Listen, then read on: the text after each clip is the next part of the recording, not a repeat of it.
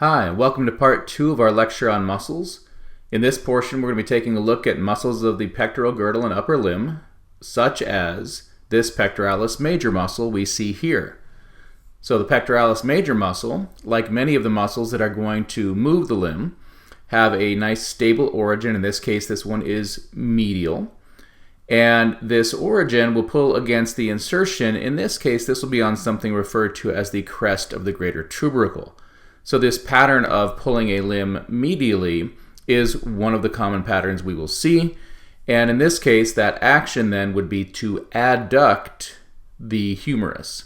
Now, obviously, other muscles, such as the deltoid, are positioned laterally. And in their case, they're going to be the antagonists for muscles like the pectoralis major and will serve to abduct the humerus. Let's go ahead and begin here with the serratus anterior. So the serratus anterior is named for being on the anterior side, or at least its origin is, and for having this serrated appearance where it looks like the teeth of a saw. The origin of this is the anterior parts of ribs 1 through 8 or 9, indicating that in some occasions we're going to have a variation from individual to individual in what the exact origin is. The insertion is the anterior portion of the vertebral border of the scapula. So we can't see all of this muscle from this perspective. We can see the origin pretty well. And it starts out as a number of individual origins. And as they work their way around the back, curving with the rib cage, they are going to converge and form kind of a single muscle, which will attach to the anterior part of the scapula, but the very medial part of the scapula. The action we're going to get then is to pull that scapula towards this origin that we see so well in this image, meaning we will pull the scapula forward, so we would say we protract the scapula. The pectoralis minor is going to be a muscle that is synergistic with the serratus anterior, and we can see that from this perspective here. We see the origin on the anterior parts of ribs 2 or 3 through 5, again showing some variation. The insertion is up here on the coracoid process of the scapula, so it is attaching to a different part of the scapula than the serratus anterior, but it's still going to pull the scapula towards the rib cage, meaning it is going to protract and to some extent depress the scapula. Now, this pectoralis minor is kind of an interesting muscle here. Because people often work with, say, a mouse in one particular hand, they're going to have their shoulder commonly in a protracted position. And this muscle can actually shorten and get kind of tight to the extent that you might develop some shoulder pain as a result of having your shoulder constantly in a protracted position. Now, obviously, the way to deal with that would be to retract that, and you can strengthen the antagonist muscles to pull your shoulder backwards, but also you're going to want to stretch this pectoralis minor. Often we'll do that by positioning ourselves in a doorway with an arm on either side and leaning into the doorway to stretch those two pectoralis minor muscles. All right, so let's take a look at these muscles here and get an idea of the deep and superficial muscles in the pectoral region. Of course, we've already talked a little bit about the pectoralis major, and we will come back to that. This is the big superficial muscle, and it will lay on top of this pectoralis minor, named for being in the same region and for being the smaller muscle in that region. The serratus anterior, of course, is also within this region, but it comes and extends a little bit further down on that rib cage. And once we remove that pectoralis major muscle, we can even see some muscles here that are going to work the humerus that we will address later. Now, our next muscle is going to be found on the posterior side. It is the large, superior, superficial muscle on the posterior side. You can see from this posterior view, we largely see the trapezius here, and here, the two latissimus dorsi muscles. So the trapezius is going to have an interesting origin. It originates on the external occipital protuberance, what we call the ligamentum nuchae, which runs down the spinous processes of the cervical vertebrae, and then the spinous processes of C7 and all of the thoracic vertebrae all the way down to T12. And I've simply shortened that origin there as the external occipital protuberance to T12. The insertion is going to be essentially all of the lateral portion of the shoulder here, starting on the spine of the scapula getting to the acromion, that lateral process of the scapula, and then working its way on the anterior side of the shoulder to the acromial end of that clavicle. So you can kind of just circle all the way around your shoulder, and that's going to be the insertion of the trapezius. Now the trapezius, given its extent, being that it's a long muscle from top to bottom, is going to have a relatively complicated action broken up here based on kind of the fiber group that's responsible for it. I want to begin with the one highlighted in yellow there, the retract scapula. That's actually going to happen as a result of the middle fibers, but also the upper and lower fibers working together with the middle fibers. So when we employ this whole thing, we're going to pull our shoulder back, basically making it almost so that our two scapulae are touching each other on their medial borders. And obviously that's because we are pulling them towards the spinous processes. Of course, the superior fibers can elevate the scapula and the inferior fibers can depress it. So this is a great example of a muscle that can actually work to kind of do the opposite of what other parts of itself are doing, or we can say that it kind of can serve as its own antagonist that can actually help it to get additional stability.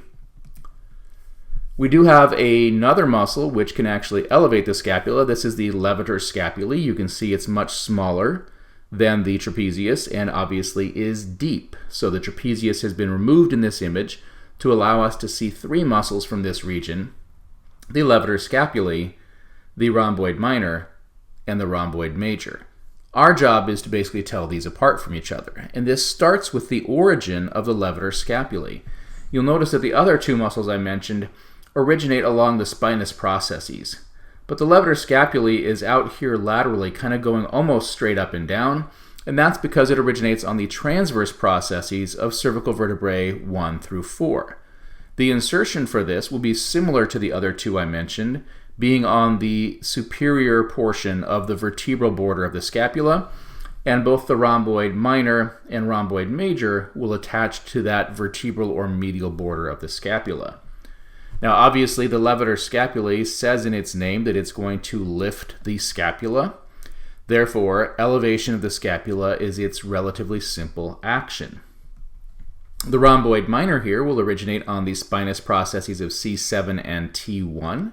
Now, you won't have to tell me those specific spinous processes, but you are going to have to discriminate between the rhomboid minor and the rhomboid major, which will originate on the spinous processes of T2, 3, 4, and 5. The insertion for this is the vertebral border of the scapula. This will be relatively close to the spine of the scapula, and the action of this is going to predominantly be to retract the scapula, although it does do some rotation of the glenoid. And that relates to a certain extent to the kind of oblique nature of this muscle, the fact that it runs diagonally. So it provides kind of a little bit of a spin to the scapula as it's elevating it partly, but predominantly it's pulling it to the spinous processes, meaning that it is involved in retraction of the scapula. We're going to get the same exact action for the rhomboid major. So these two are completely synergistic with each other. They insert relatively similarly, that is, they both insert on that vertebral border of the scapula. Obviously, the rhomboid major inserts a little bit lower. The big difference between these two, and the one you should focus on, is the origin. The origin of the rhomboid minor being higher up was C7 and T1, also that's just 2 vertebrae, and the larger and also inferior rhomboid major originates on 4 vertebrae, T2 through T5. All right, so let's take a look at all these muscles together. We see here on the left-hand side the trapezius, the large and superficial muscle, and the muscles that we are learning that are deep to that are the levator scapulae, which originates on transverse processes and therefore is going to be involved in elevation of the scapula, whereas the two rhomboids, the minor and the major, are going to, like the trapezius, predominantly be involved in retraction of the scapula. And of course, we remember that the minor attaches to only 2 vertebrae, one of them being cervical, and the major attaches to 4 vertebrae. Our next muscle is the pectoralis major we talked about before. It's obviously the large muscle in the pectoral region, and the reason why we didn't deal with this when we were doing the pectoralis minor is they're actually going to move something different. The pectoralis minor was moving the scapula. We're getting here to a muscle that moves the humerus. So let's take a look at the origin first. The origin is going to be kind of divided up into two heads, the clavicular head, which is on this medial portion of the clavicle, and the sternocostal head attached to the sternum, as well as some costal cartilages and a little bit of the aponeurosis, that is the tendon of the external oblique. The insertion is on the crest of the greater tubercle, and that would be on the humerus. That indicates to us right there that the pectoralis major will move the humerus. It's not predominantly involved in moving the scapula. So the actions of this will be to flex, adduct, and medially rotate the humerus. And it can be complicated to think about all of this stuff, not to mention the fact that if you pull hard enough on the humerus, you can even move the scapula, which it does through some protraction. So let's focus on the adduction. This does happen during a bench press. If you think about bench pressing in front of you, as you push forward, if you just watch the humerus, it is being adducted in that horizontal plane. Now, we're used to adduction being in the coronal plane, where if we start with our arms out beside us, we pull them to where they meet the body. If you simply do that motion, if you start with your arm straight out to the side and pull it back down to where your hand is against your leg, you're going to feel your pectoralis major being involved in that. I usually think about this in kind of that comical way of, say, a young guy looking in the mirror and pulling his arms in towards his side to pop out his pectoralis major muscles so that he can look at them in the mirror. If you do that simple motion, you will feel that you are adducting, and you can feel that solid pectoralis major muscle. All right, now we have our coracobrachialis. It's actually a pretty great name here, coraco for the coracoid process, which is part of its origin. And we are going to insert on the brachium. In this case, that is on the medial portion of the humerus. You can see here it's kind of that middle 1/3 of the humerus. It's roughly going from our scapula to the inside of our arm. If you kind of touch where your biceps is and reach in where you can take your pulse in your brachial artery, you can imagine pulling that arm back towards your scapula, which of course is going to give us some adduction of the humerus. Now, it will provide some flexion, but if you think about it, any muscle in your armpit, any muscle in your crotch is likely to provide adduction. Any muscle that is outside, where you feel it on the outside of your hip or the outside of your shoulder, is likely to provide abduction. All right, next muscle is the latissimus dorsi. Obviously, it's the large muscle that's on the back. This is, of course, inferior because we have our trapezius as a large muscle on the superior portion of our back. The origin of the latissimus dorsi is relatively complicated. Spinous processes of lumbar and lower thoracic vertebrae, the posterior iliac crest. It's easier just to shorten that into the thoracolumbar fascia. It does also attach to numerous ribs as it works its way up towards the armpit. It's going to go through the armpit and attach on the anterior side of the humerus to what we call the intertubercular groove or bicipital sulcus. That, of course, is the groove in between the greater and lesser tubercles.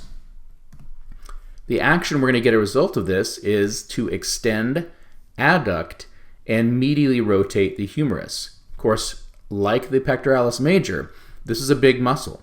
If you pull hard enough on the humerus, you can get some retraction of the shoulder, meaning you are retracting the scapula. That's not the primary action of this. Now, the latissimus dorsi is known as the swimmer's muscle. And if we think about that, swimmers tend to have large lats, but if you just stick your arm out in front of you and imagine that power stroke of a freestyle stroke, you're going to extend, adduct, and medially rotate the humerus as you do that. Therefore, swimming does employ kind of the full range of this latissimus dorsi. That's why it gets large in swimmers. Interestingly enough, this teres major is going to work with that latissimus dorsi. They are going to be synergistic, and therefore we can recognize that those actions will be the same. I just want to convince you of why to make this a little bit easier on you. The origin of the teres major is the inferior angle of the scapula. Of course, we can't see that, but there would be kind of a little curvature right in there. And so we're attached to that. It inserts on the crest of the lesser tubercle that is right next to the intertubercular groove. So it's attaching in roughly the same spot that the latissimus dorsi was. Here's our latissimus dorsi right here. And as you come up, you can see that latissimus dorsi runs right alongside this teres major. Now, I do want to kind of bring up here what teres means. Obviously, major says this is the big one. This is the teres minor right here. Teres means round, kind of in a tube type of way. And so if you were to slice through one of these muscles, it would be a somewhat rounded tube-like muscle. That's actually not that uncommon, so it's not a super helpful name. If we think about other muscles that are going to be in this region, we have another one that's kind of in the armpit. In fact, we can look in this armpit and we can see the lat and the teres major. And this one that is highlighted here is the subscapularis. So the subscapularis originates in the subscapular fossa. It's got a great easy origin, just like the infraspinatus and the supraspinatus. This inserts on the lesser tubercle of the humerus. Again, the lesser tubercle is the anterior tubercle. We can't quite see it well here. We know the greater tubercle is the larger bump that faces laterally. The intertubercular groove, of course, occurs in between those two, and we can see that relatively well here, just on that lateral side of this coracobrachialis. So what are we going to do if we attach to that lesser tubercle? We want to basically take the front of the humerus and we want to try to roll that here towards the back of the rib cage. That's going to lead us to medially rotate the humerus. Now you might be able to think back and say, well, the lat and the teres major, they both also medially rotated the humerus. That is, they do all work together. We just recognize that this is the kind of sole action here for this subscapularis, and the other two are largely involved in that extension, and of course the adduction. And you can kind of think about that adduction by thinking about a lat pull. If you reach up above you and pull down, you will watch yourself adduct your humerus.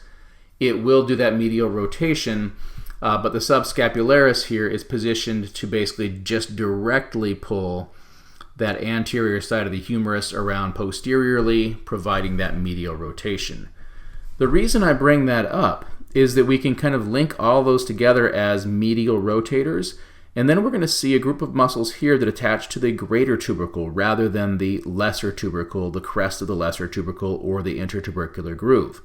Those that attach to the greater tubercle are coming to it from the back, like this infraspinatus. Filling the infraspinous fossa, it comes up, attaches to the greater tubercle. It wants to pull that greater tubercle back over here to the posterior side. That's going to result in lateral rotation. And so we're going to recognize that these muscles that are attaching to the greater tubercle are going to include lateral rotation as part of their action, or as the sole aspect of their action. Here we have the teres minor. The teres minor doesn't look like it's associated with the teres major. In fact, they are both separated here by this long head of the triceps brachii.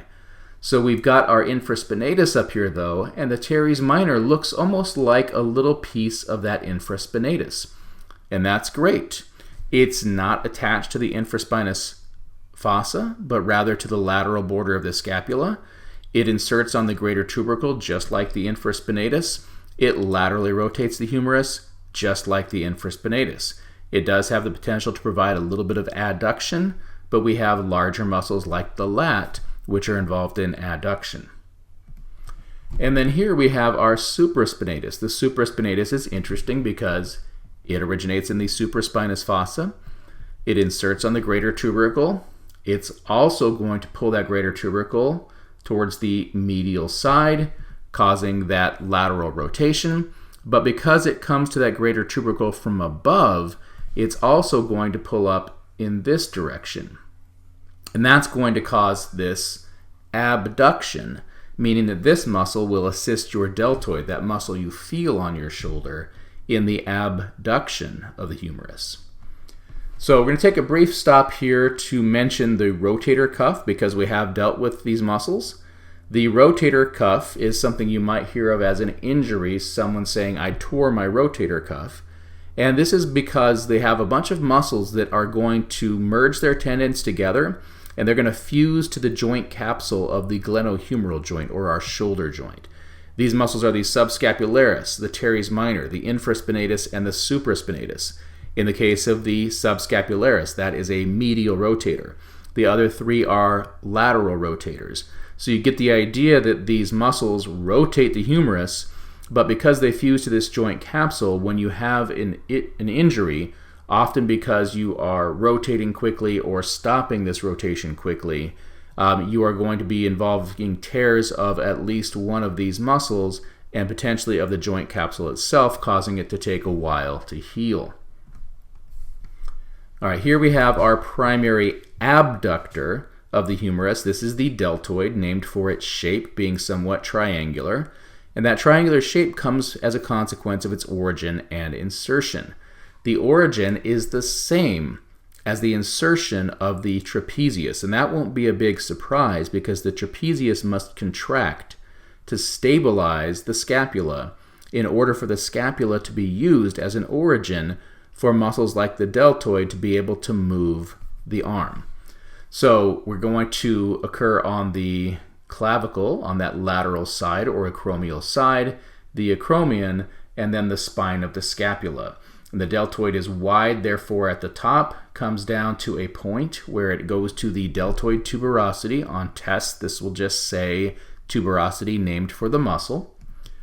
And the action of this can be kind of divided into what a whole muscle could do or what the anterior or posterior fibers could do. We're most interested in, of course, in the whole muscle action, which is to abduct the humerus. That is to take your arm that is at your side and bring it up so that it is pointing away from you within that coronal plane. The anterior fibers can flex and medially rotate the humerus, while the posterior fibers extend and laterally rotate the humerus. So I just want you to kind of go ahead and try to perform those for a second there. To flex is to bring your arm out straight in front of you. And as you're doing that, you want to try to medially rotate so that you're going to get the dorsum of your hand facing medially. When you extend, you want to laterally rotate, which will kind of bring your palm around the front, but you need to feel that rotation at your shoulder. And of course, extension will be putting your arm back behind you. All right, so we're going to move on to things now that are going to move the antebrachium. We're going to begin here with the biceps brachii. It's going to be synergistic with two other muscles, the brachialis and the brachioradialis, all of which we can say flex the antebrachium. The biceps brachii will be the only one that supinates the antebrachium, so it's actually pretty easy to figure out the difference between the biceps brachii and the brachialis and brachioradialis. Another way we can tell that difference is that biceps means it has two heads. That means it has two origins that do not touch. The short head originating on the coracoid process of the scapula, the long head on a bump above the glenoid, referred to as the supraglenoid tubercle. The insertion for the biceps brachii is on the radial tuberosity, as well as kind of a little strap of fascia known as the bicipital aponeurosis. Obviously, being the bony attachment, the radial tuberosity is more important for us. And it's also related to the idea that the biceps brachii can supinate. And to imagine this, I want you to go ahead and imagine that you have a dumbbell in one hand. Imagine your hand positioned so that your thumb is facing somewhat forward, that the palm of your hand is facing up against your thigh, but you're curving your you are curving your fist around that dumbbell. And as you flex to bring that dumbbell up, watch how your antebrachium is going to twist. It's going to supinate so that your palm is now facing towards your shoulder as you complete that curl. And this is for a very simple reason. Your attachment to that radial tuberosity requires that as you contract your biceps, you're not only going to shorten the distance between that origin and that insertion to flex your elbow, but you are also going to take that radial tuberosity, which if you are prone is facing kind of downwards. It's been rolled in towards your ulna, and you're going to unroll your antebrachium in that supinating motion to bring that radial tuberosity back towards the anterior side of your antebrachium. Now, of course, that muscle was assisted by the brachialis. It's a little bit more simple. It originates on the distal and anterior portion of the humerus, and we can see that origin right in here. It's going to cross the elbow and insert on the ulnar tuberosity. Now, we know that the ulna forms a stable elbow joint. It's only going to act as a hinge. It's not going to allow that pivoting that we're going to get with the radius. Therefore, we're simply going to flex the antebrachium. If we want to think about where this brachialis is, for the most part, it is deep to the biceps brachii. That's why the biceps brachii has been removed in this particular image. Now, we can get kind of a better idea of what's going on here. Here is the biceps brachii. We have our two heads with separate tendons. You can see that the tendon from the long head goes through that intertubercular groove or bicipital sulcus. And our insertion is down here on the radius, whereas the brachialis crosses the elbow and inserts on the ulna. Again, that means that the brachialis can only lead to flexion of the antebrachium, whereas by inserting on the radius, which is able to spin, we can also get that supination from the biceps brachii. Now, our third muscle in this area is one of the hardest ones to see in images, particularly of cadavers, because it's not good from any one angle. This is the brachioradialis. Its name is telling you that it's going to go from the brachium down to the radius. In fact, it goes all the way to the end of the radius, much in the same way as a number of muscles which start on, say, either the medial or lateral epicondyles and go down and attach to wrist bones or fingers. The difference is the brachioradialis will not attach to the wrist. It will not cross the wrist. It's just going to attach to that area adjacent to the styloid process on the distal end of the radius. Its origin is the lateral supracondylar ridge. That's going to be helpful because we're going to find it in just a moment. And its action is only to flex the antebrachium. So I want you to insert your arm or stick your arm out directly in front of you. On the lateral side of your elbow, you should feel a chunk of meat that you can kind of move and slide around. That is your brachioradialis. All right, we have an antagonist to those three. An antagonist means it does the opposite. If those flex the antebrachium, this will extend the antebrachium. This is the triceps brachii, named for having three heads. The long head originates on the infraglenoid tubercle of the scapula. The other two originate adjacent to what we call the radial groove, which is on the posterior aspect of the humerus and is the pathway for the radial nerve to travel as it works its way down towards the antebrachium. The insertion of this muscle is on the olecranon process of the ulna, and of course that is the bump that forms your elbow. So if you sit here with your elbow flexed, you can put your finger on that bump of your elbow as you extend your antebrachium, and you can feel how that olecranon process is going to move. Now that long head can also help to steady your abducted humerus. So if you use your two deltoids to bring both of your arms up, that long head of the triceps will help you to be stationary there, although obviously you'll get fatigued and eventually won't be able to retain that position. All right, so let's take a look at the triceps here. We can get an idea here of the long head with that important tendon which separates the teres major from the teres minor. We can see the lateral head on the lateral side. The medial head is located more distally on that humerus, and we can start to see where their tendons fuse together as they cross over and attach to that olecranon process. Here we can just get an idea of where that radial groove is to let us know how we're going to separate that medial head, which is partly obscured by the long head, and the lateral head, which we can't see in this image. That takes us to our supinator and our pronator teres. So we have muscles that are specifically going to supinate and pronate the antebrachium. Now I do want to kind of bring up as a reminder, the biceps brachii is capable of supination, but the supinator here will only supinate the antebrachium. It's not going to be involved in that flexion. Now it does have an incredibly complicated setup as far as its origin and insertion. The origin is on the lateral epicondyle of the humerus and the crest of the ulna. The crest of the ulna is kind of the bony crest you can feel on the posterior side of your antebrachium. If you start at your olecranon process and work distally, you can just kind of feel that there's sort of a triangular portion of that ulna there. And so this is then going to wrap around from that location, from that kind of lateral side. It's going to wrap around your radius, which of course is lateral as well. And it's going to insert on this anterolateral radius. We can see a little bit of that along here. So we're looking close to the insertion side. We would wrap around the back side to get to that origin. And what this is going to do is supinate the antebrachium. It really won't do much when we're already in that supine or palm forward position. But if you pronate to make your palm go backwards, you'll kind of get the idea that you can then pull towards that lateral side, and that will help to unroll your radius.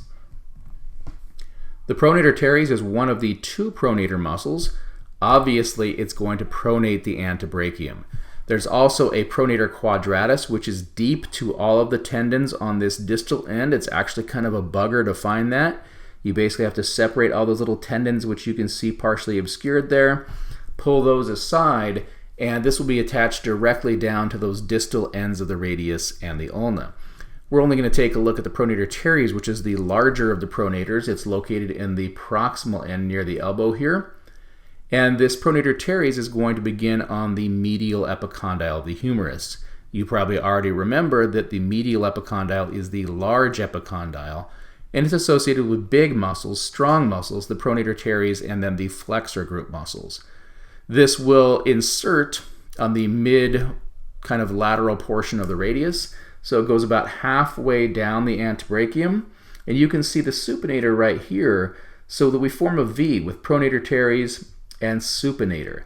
If we were looking at this with the superficial muscles in place, we would still see the pronator teres, but we would see the brachioradialis covering the supinator on this side, still forming a V. So the pronator teres is the medial side of the V. That is, it's going to be the side of the pinky finger, whereas the supinator and brachioradialis will be the thumb side. So again, the idea here is that we're going to take this radius and we're going to try to pull it over here towards that medial epicondyle, which causes you to cross the radius over your ulna in that pronation motion. So we can take a look at that here a little bit by taking a look at the anatomical position, which is this image over here. And we've got, in this case, this pronator teres reaching from that medial epicondyle over here to the radius. We can see that insertion of our supinator right along there. We can see that lateral epicondyle where it attaches, but we can't quite make it around to the posterior side to see where it is attached to the ulna. As we contract the pronator teres, we're going to shorten that distance between that medial epicondyle and the radius by pronating the hand and crossing those bones over. What you can see is we can no longer view that insertion of the supinator. It's been rolled underneath. And now we're going to have the capacity through contraction of that supinator to shorten the distance between that insertion there and the origin. We can see a little bit of it through here, but it's also up in here. And shortening that will cause us to unfold this to get back into the position where our radius and our ulna are parallel to each other. All right, that takes us to our flexor and extensor groups. We're not going to learn the individual members of these groups. I do want you to be aware that there are a whole lot of muscles in the antebrachium. Obviously, this is going to work our wrist as well as our digits, and therefore we expect a lot of complicated things going on in this area. But we can largely break them down to two groups, those that flex, and just to imagine flexion, make a fist. You are flexing all of those digits in there, and you should, as you are flexing, be able to feel where those muscles are coming from. They are on the anterior side and medial side of your elbow. So the origin for most of our flexor group muscles would be the medial epicondyle. It's also going to be other surfaces in that area. They will insert on places like carpals, metacarpals, and phalanges depending on what they are going to flex. We do have wrist flexors like the flexor carpi ulnaris, the flexor carpi radialis, and of course we're going to have things like our digital flexors. We have both a deep and superficial set of those. We then have our extensor group. If you extend those digits to straighten those fingers out, you should feel that those muscles are predominantly coming from the lateral and posterior side. So they mostly come from that lateral epicondyle of the humerus. And again, we have the same kinds of insertions and actions. We have muscles like the extensor carpi ulnaris and the extensor carpi radialis longus and extensor carpi radialis brevis, as well as digital extensors. Now, what's going to happen in our antebrachium is that we are going to divide this up into compartments, and we will see this in our lower limb as well. You can see that we have an interosseous membrane or syndesmosis going across between the radius and the ulna. And thankfully, we're not going to have to answer any questions based on transverse sections like this, but we do want to recognize that our flexor group is in this anterior compartment, and that in this posterior compartment, which is also somewhat lateral, we have our extensor group. So we do divide these up into two separate areas, and this can be related to a concern we'll bring up at the end of our next section, which we refer to as compartment syndrome. All right, so we also want to address the idea of what we call retinacula, or singularly a retinaculum. These are going to be bands that we have on our wrist. You can see there's an extensor retinaculum on the posterior side, a flexor retinaculum on the anterior side, and these retinacula associated with our wrist or our ankle are going to prevent bowstringing. You can imagine bowstringing is like stringing a bow, where we start out with a bow as maybe a straight piece of wood or fiberglass, and you bend it to attach that string, because the string, in this case the muscle and tendon, is really going to want to take the shortest route from the origin to the insertion. And it ends up that if you're talking about going all the way to the distal phalanx, from a muscle that attaches here all the way on that distal end of the humerus, that shortest route between those locations isn't necessarily inside the skin. So the retinacula strap those tendons down near the wrist and hold them in place there, which of course is a very good thing. It keeps everything together, but there are consequences that can result from this. And kind of the key significant consequence here is carpal tunnel syndrome. And this obviously is the result of compression of a nerve in this area, but the reason why is we have our flexor retinaculum, which has been cut in this image. And deep to that, we have these flexor tendon sheaths, which of course tendon sheaths are forms of bursae, and therefore they can swell if they get kind of some damage from repetitive use. And as those swell, they're going to push on the softest structure going through that restricted area, which we refer to as the carpal tunnel. And that is the median nerve, which tends to innervate areas on the lateral side of the hand and can result in numbness, tingling, and weakness of the thumb muscles that it innervates. We can get somewhat of an idea of what happens when we affect this median nerve here by taking a look at the pathway of the median nerve. It comes from the brachial plexus across our elbow, hits a few of the muscles in this area, works its way down through the antebrachium, and at this point where it gets to the wrist, that's where we're going to have our potential issues associated with carpal tunnel syndrome. You can see that it branches out here, and we can see even better from the cutaneous innervation on this image, to affect the lateral 1, 2, 3.5 digits. I know that's kind of a weird innervation. It's just what happens here. It includes the dorsal tips, but it's primarily the palmar side. Now this also innervates the thenar muscles. Thenar are associated with the thumb, as well as a couple of the lumbricals. Lumbricals are kind of weird muscles which can flex your metacarpophalangeal joint while extending your two interphalangeal joints on those digits. So as a result of this, the primary effect would be tingling in this orange area, and again, loss of muscle strength to those innervated thumb muscles there, which could be a big problem given the importance of the thumb.